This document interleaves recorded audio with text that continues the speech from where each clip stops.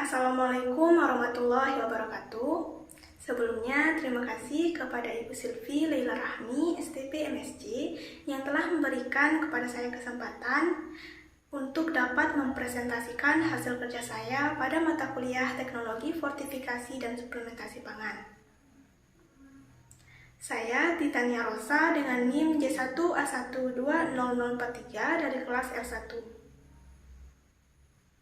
Puji syukur kita panjatkan kehadirat Allah yang Maha Esa yang telah memberikan kita nikmat kesehatan dan juga kesempatan sehingga kita dapat melakukan presentasi pada mata kuliah Teknologi Fortifikasi dan Suplementasi Pangan. Sholawat beriring dengan salam tak lupa kita hadiahkan buat junjungan kita Nabi besar Muhammad SAW rahmatan lil alamin. Di sini, saya akan mempresentasikan materi mengenai kebijakan fortifikasi di negara India. Adapun pokok-pokok bahasan yang akan saya paparkan yaitu latar belakang fortifikasi pangan India, regulasi fortifikasi di India, kebijakan fortifikasi di India, dan contoh produk fortifikasi di India.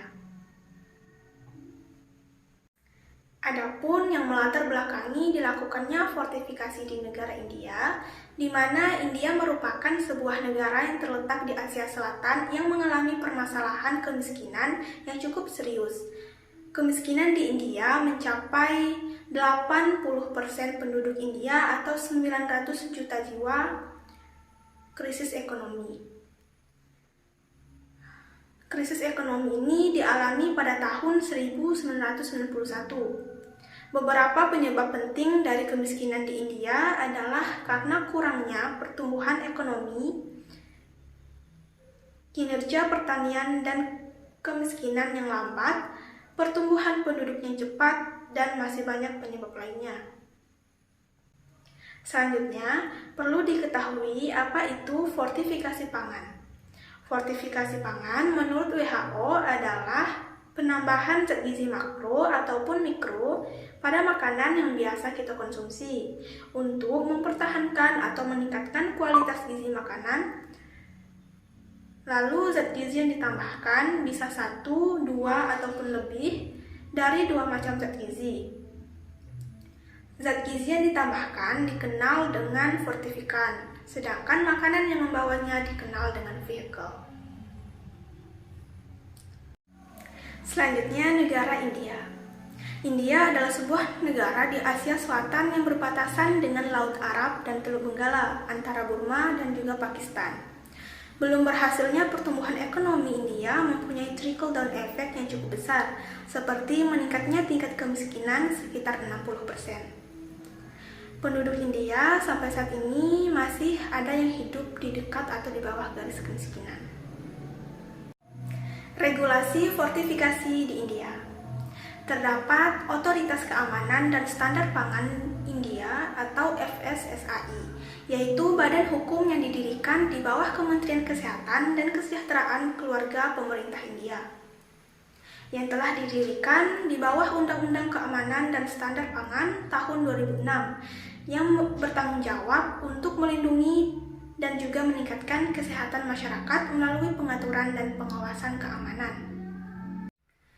Beberapa tujuan utama dari FSSAI adalah menetapkan standar berbasis sains untuk artikel mengenai makanan, mengatur pembuatan penyimpanan, distribusi impor, dan penjualan pangan, dan untuk memfasilitasi keamanan makanan.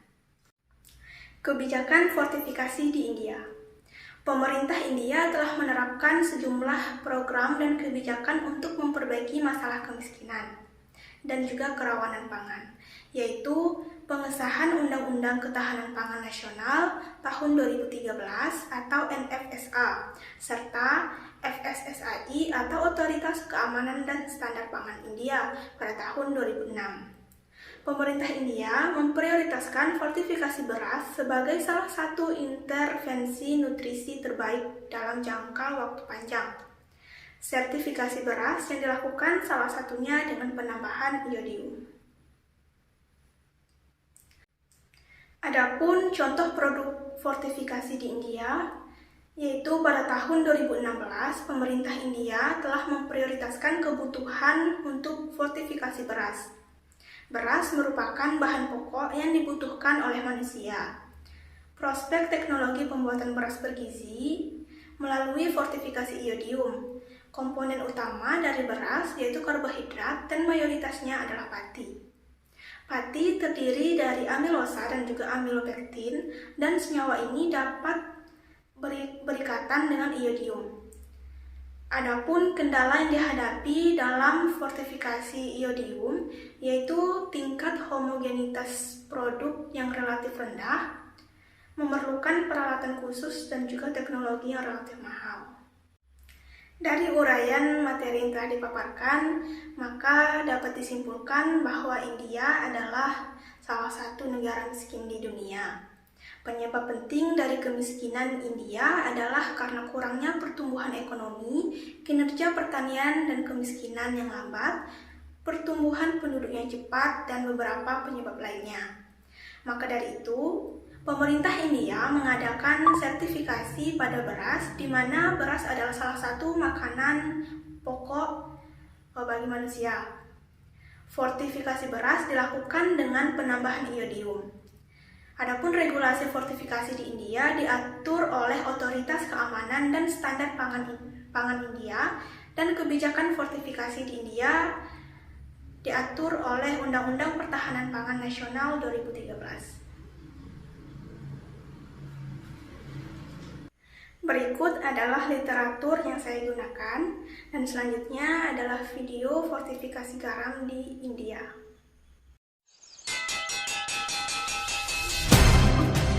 An average Indian can consume nearly 6 kg rice a month. To cater to this demand, India produces 85 million tons of rice, ranking second in terms of production world over. With a swelling billion-plus population, varying range of micronutrient deficiencies prevail in India. Fortifying rice is an acceptable, easy and efficient process to provide essential micronutrients to the masses.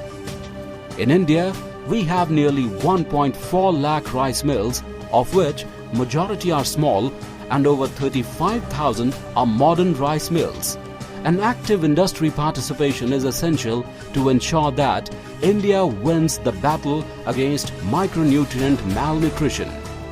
Fortifying rice is simple and clinically proven by the National Institute of Nutrition. Rice in India is fortified using extrusion technology. The brokens from the rice milling process are used as a raw material. A mill grinds the broken rice grains to make rice flour. It is then mixed with the premix of essential vitamins and minerals in a flour mixer. They are mixed layer by layer for even and effective mixing. The mixture then travels to the preconditioner, where steam is added to the mixture. The screw conveyor lifts the mixture to the feeding hopper, where water is incorporated. The temperature and moisture content of the mixture is constantly checked with the temperature moisture detector gun during the process. The hopper feeds the mixture into a twin screw extruder.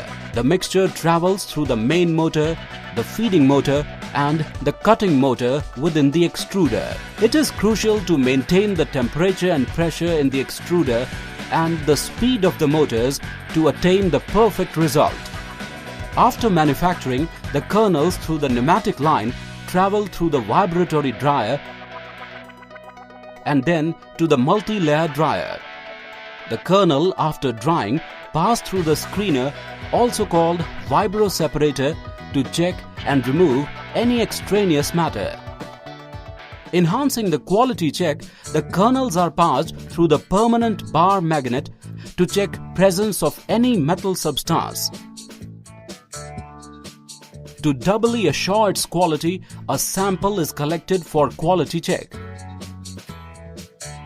Collected in 1-ton bags, the fortified rice kernels are now ready to be mixed with milled rice through blending process. Depending on the size of the rice mill, manufacturer may choose batch mixing or continuous mixing. Not all the rice mills need to install an extrusion line to make fortified rice kernels.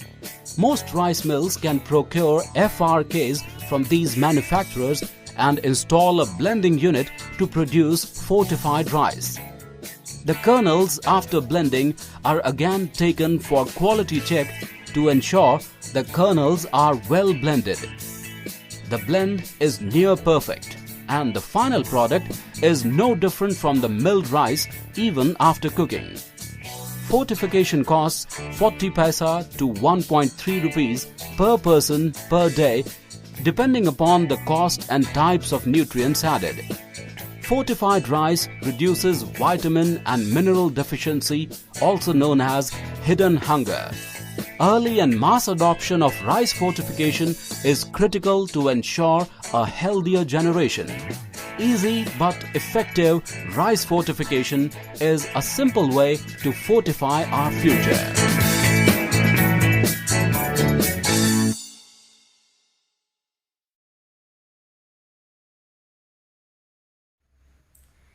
Itulah pemaparan materi mengenai fortifikasi di negara India dan juga video mengenai fortifikasi di negara India. Jika terdapat kesalahan, mohon dimaafkan. Saya akhiri dengan wabillahi taufiq wal hidayah. Wassalamualaikum warahmatullahi wabarakatuh.